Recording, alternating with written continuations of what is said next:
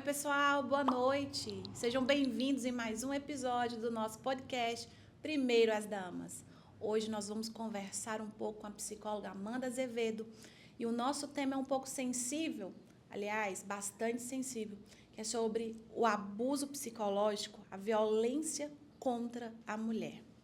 Amanda, seja muito bem-vinda, obrigada por aceitar nosso convite. A Amanda é minha amiga e nos conhecemos na faculdade, né?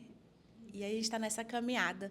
E já para iniciar, Amanda, explica um pouquinho para nós o que define um relacionamento abusivo e como ele se manifesta.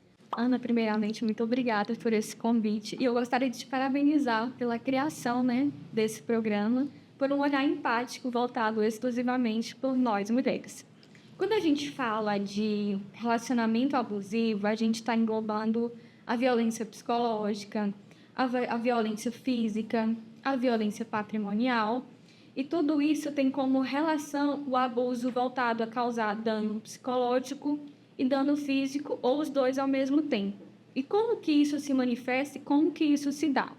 Eu vou falar exclusivamente do relacionamento abusivo do homem para com a mulher, onde ele exerce, Ana, uma relação em que usa do seu poder para diminuir e para controlar essa mulher, fazendo com que ela se veja no relacionamento abusivo. Muitas vezes as vítimas têm dificuldade, de perceber que estão com um relacionamento abusivo. Quais são os sinais mais comuns que são apresentados que elas podem acender a luzinha? Isso aqui pode ser um sinal que esse cara lá na frente ele vai me causar algum problema. Eu costumo dizer que a violência psicológica, no relacionamento abusivo, ele chega de maneira silenciosa, porque o impacto dele, muitas vezes, é só no emocional. Ele não chega a causar ainda nem dano físico.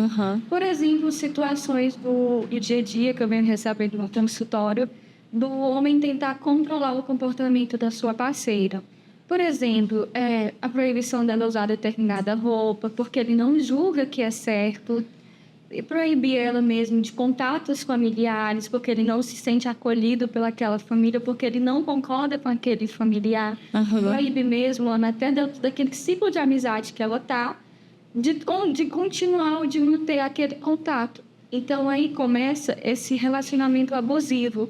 Ou seja, a mulher, ela se responsabiliza pelos atos emocionais dele e desresponsabiliza ele pelos atos dele mesmo. Por quê? Porque ele foca só naquilo que ele julga que é errado. Aí existe somente ele. Não existe o ponto de vista dela.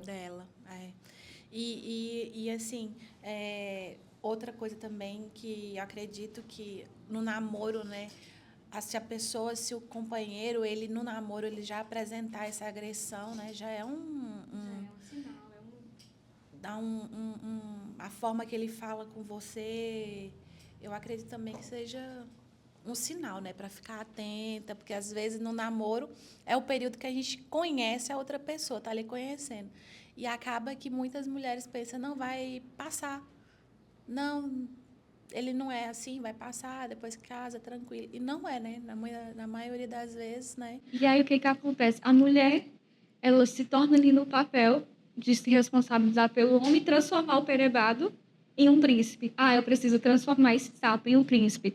A mulher na sociedade, ela é colocada o tempo todo ali como agente de transformação, causador de mudança. Eu tenho que transformar aquele homem. Eu consigo mudar ele, mas a gente não consegue. Não consegue mudar o outro. É uma das coisas que eu acredito e sempre falo. Ninguém muda o outro. Você muda as suas atitudes, a forma que você vê o mundo, que você se comporta, E aí o seu meio vai mudando. Amanda, e como você mencionou, os sinais sutis do abuso, em sua experiência, quais são os comportamentos iniciais que as vítimas e pessoas próximas devem estar atentas? Eu tenho percebido uma insensibilização por parte da sociedade. Parece que esse processo ele está naturalizado, de tão comum, de tão repetitivo que ele vem sendo. Eu costumo receber pacientes e elas falam: doutora, ele não me bate, ele só me xinga. Ele nunca triscou a mão em mim, ele só pegou no meu braço forte. Bater, ele nunca me bateu. Pior com ele do que sem ele. Elas têm medo, elas querem muitas vezes atravessar a linha, mas eu tenho medo do que eu vou encontrar depois dessa linha. O medo da solidão, o medo de mudar aí essa realidade para construir a sua própria vida sozinha. Então ela permanece nisso, se coloca nessa posição de, parece que ele tem que falar cada vez mais alto, né? O grito parece que ele silencia e aí começa a sair do emocional e para o outro ponto, que é o físico. Cada vez mais vai se repetindo, e a sociedade mostra-se um pouco insensível diante disso por conta da repetição. O Brasil é um dos países que mais o homem mata a mulher. O número de feminicídio aqui ele é muito grande, porque eles têm o poder de controlar e dominar essa mulher. Verdade, isso é mesmo. É assim, toda hora você vê uma notícia nos jornais, né? Contra uma violência contra a mulher. Todo instante você vê uma notícia, todo instante. E se uma mulher, ela coloca em xeque, eu vou terminar esse relacionamento. E ela termina, as pessoas vão perguntar, mas ele te bateu? Ele te traiu? Mas como assim? É preciso ter tudo isso? O fato dela não estar bem, desse dano emocional não é o suficiente para ela sair desse relacionamento, desse lugar escuro? Então, a sociedade naturaliza esse processo.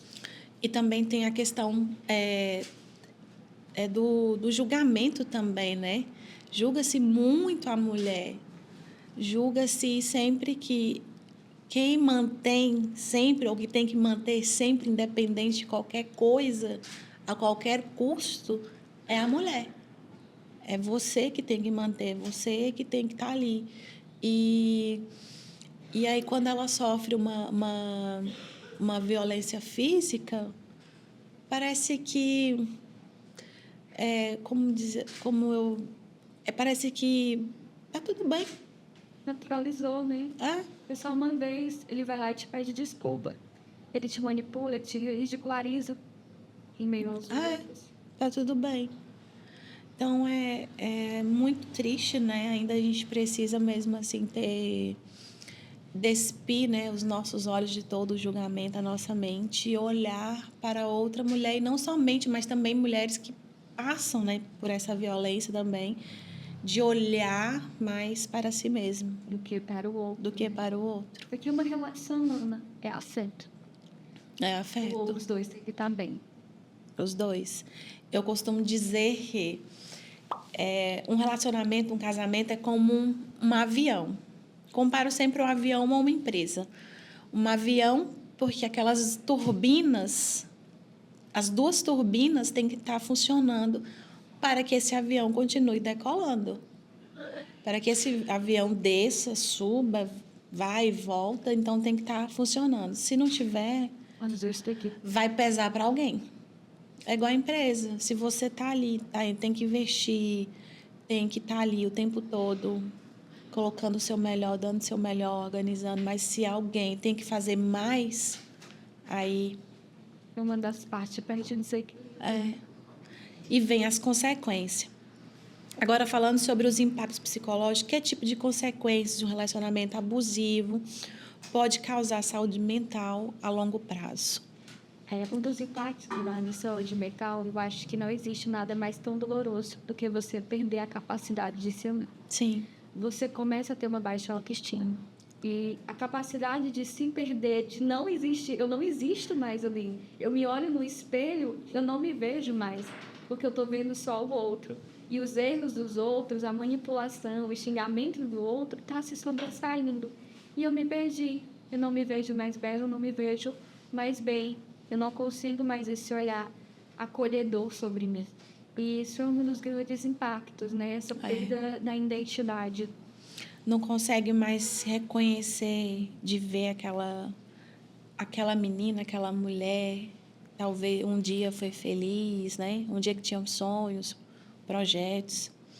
Dentre os tipos de violência, no caso de violência psicológica, as marcas podem ser tão profundas quanto em caso de violência física. Como esses abusos afetam a autoestima e a confiança da vítima? A violência psicológica, para a gente contextualizar e entender, ela é qualquer conduta que venha causar dano emocional na mulher ou que venha diminuir a sua própria autoestima. Eu sempre falo para os meus pacientes, a relação, ela não precisa ter a assinatura do papel do divórcio para se acabar. O relacionamento muitas vezes acaba você ainda estando dentro dele. Verdade. Eu só não consigo sair, mas não existe mais relação. Se você não está bem, se você não é acolhida, se você não é amada, não é cuidada, não é bem tratada, não existe uma relação. Existe o outro com o poder dele sobre você. Verdade. E aí você vai perdendo essa própria autoestima, que é um dos grandes impactos psicológicos causados. Verdade. Sabemos que muitas pessoas demoram a sair de um relacionamento, né? Um relacionamento abusivo. E mesmo reconhecendo esse abuso, geralmente impede que... O que geralmente vem impedir que essa vítima venha sair desse relacionamento? Ana, você, como colega de profissão, sabe que, enquanto psicóloga, né, a gente trabalha muitos processos subjetivos. O que é esses processos subjetivos? É aquilo que eu acredito como certo, como errado. Ou seja, é algo muito único, é muito singular para você permanecer. Pode ser por conta dos filhos, né? Então, assim, eu tenho percebido que, por causa dos meus filhos, eu não consigo sair, doutora, desse relacionamento. Seja por uma dependência emocional, ou seja, até mesmo por uma dependência financeira. Então, assim, eu não consigo sair dessa relação porque o meu parceiro está custeando todas as minhas despesas. Como é que eu vou fazer? Eu não trabalho, não tenho capacitação. Tá, e é bem isso mesmo, né? A questão financeira também, ela tem um peso muito grande. E como nós comentamos anteriormente, a mulher sempre é vista como a responsável de manter a família, de ser aquela ali que vai estar cuidando. E às vezes também, nesse processo, a pessoa já está tão adoecida psicologicamente, o medo do julgamento do outro, o medo do que os outros vão pensar. Eu que fiz, eu que sou a responsável. Porque sempre... Mudar ele. Porque sempre vem esses questionamentos, né? Sempre vem das pessoas. E veja só, olha o que você me traz. O que o outro vai pensar? Tá, mas o que eu vou achar? E eu? Onde é que eu fico? Onde é que você fica? E aí, o outro? Está vivendo a sua vida? Você se anula? Com medo do que o outro está pensando. Vai achar. E você continua naquele ciclo. Seja por questões emocionais, seja por questões financeiras, seja por questões dos filhos. E aquele ciclo continua. Continua e a mulher não continua ali sofrendo. Por isso que eu sempre eu penso, né? E como profissional mesmo, falo. Pense em você. Se coloque em primeiro lugar. Isso não é ser egoísta, né? Não é ser egoísta. Não. Ser egoísta, mas você entender, poxa, eu sou minha prioridade. Sim, eu mereço ser bem cuidada, eu mereço ser amada, eu mereço crescer, eu mereço fazer alguma coisa que eu goste, eu mereço. Você merece. Simplesmente você merece. E a gente tem que... Bater cada vez mais. Cada vez mais buscar, né, se posicionar. E não se importar com o que os outros vão pensar. Porque os outros não estão vivendo a sua vida. Os outros não pagam suas contas. Os outros vão te julgar a partir do que eles são. Não a partir de fato do que você é, do que você tem, do que você passa entre quatro paredes. Então, é sempre pensar em você. Que tipo de apoio psicológico uma pessoa precisa para sair de um relacionamento abusivo? Como esse processo de recuperação pode ser conduzido de maneira mais saudável possível? Buscando aí o suporte, né, a ajuda de um profissional qualificado. Porque qual que é o papel da psicologia? Qual que é o meu papel enquanto psicóloga? É partir de uma construção ali do outro. Não é minha opinião, não é o meu que eu acho. O seu acho. Porque de psicologias, Ana, todo mundo tem um pouco. O meu vizinho, o meu amigo, Sim. A minha mãe, o meu pai, todo mundo tem um pouco de psicologias. Mas a conduta do psicólogo eu vou te ajudar a trilhar esse caminho para a gente construir juntos um relacionamento mais saudável, Ou seja, um relacionamento onde você vai se sentir bem. Então, o profissional, ele é capacitado para te ajudar a trilhar esse caminho, para que você não venha se sentir sozinha e vocês cheguem juntos a um objetivo final. E lembrando que também, como você disse, né? Existe sempre, eu ouço demais isso, eu sou um psicólogo como você, sou psicólogo como você. Dias. Mas é sempre carregado do seu eu, das suas crenças, das suas experiências. Então, vai ser sempre a minha opinião pessoal. Agora, o profissional capacitado, que passou ali o tempo estudando, se preparando, ele não vai expressar a sua opinião. Ele vai te ajudar, vocês vão caminhar juntos, como você disse, vocês vão caminhar juntos para chegar a um ponto em que a pessoa venha perceber, ela mesma venha tirar, né, a conclusão, porque às vezes pergunta assim, o psicólogo vai falar para a gente o que a gente tem que fazer? O psicólogo vai decidir se eu devo separar ou não devo separar? Não. Mas a gente chega junto no objetivo. Eu costumo, quando a pessoa que me procura, né, o paciente me procura, eu às vezes fico em silêncio. Porque talvez ali é o único lugar que aquela mulher consegue se encontrar em silêncio. Talvez ela não precise nem de uma palavra naquele momento. Ela só precisa chorar. Ela só precisa passar, às vezes, os 50 minutos da sessão naquela tranquilidade, naquele silêncio. Verdade. Amanda, em termos de prevenção, como podemos educar, conscientizar as pessoas, especialmente os jovens, sobre relacionamentos saudáveis e os perigos do abuso? A relação em si, ela não é um pré-requisito para você usufruir da sua vida, usufruir de si. Uma relação, para ela ser um relacionamento, ela tem que ser saudável. E eu costumo sempre falar para as meninas, para as mulheres, estejam bem sozinhas. A solidão na sociedade ela é vista como algo negativo. Como algo ruim. Aquela vizinha nunca se casou, aquela senhora. Nossa, como ela é ruim por ela não ter alguém. Mas às vezes a pessoa ela se satisfaz com a própria solidão, porque a partir do momento que eu me sinto bem comigo mesma, que eu me apoio, que eu me entendo, eu consigo me posicionar. Então, não é pré-requisito o relacionamento. E quando essa relação vem a existir, ela tem que te fazer bem. Você tem que se sentir amada. Você tem que ter afeto ali, tem que ser bem cuidada. É o carinho, é o gesto. E sempre observar, né? No período do namoro, mulheres, meninos, jovens, observa o companheiro. Ele sempre vai dar alguns sinais, né? Sempre eles vão mostrar alguma coisinha ali. Então, não pense, como já foi dito aqui, que você vai mudar ele depois. Então, observa isso. Por fim, Amanda, que mensagem você gostaria de deixar para as pessoas que estão aí nos assistindo e que está passando por alguma situação de violência, seja psicológica ou física? Quer deixar um recadinho para elas? Meninas, mulheres, eu espero que essa mensagem chegue até você. Que você não se sinta nesse momento sozinha.